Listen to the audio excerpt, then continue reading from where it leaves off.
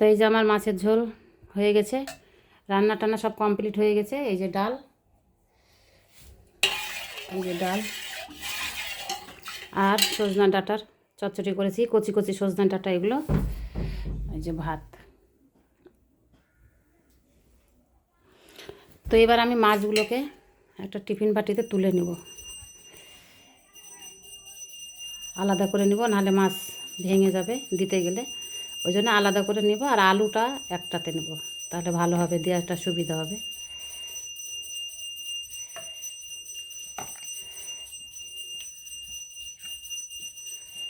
এই যে এইভাবে সব তুলে নেব।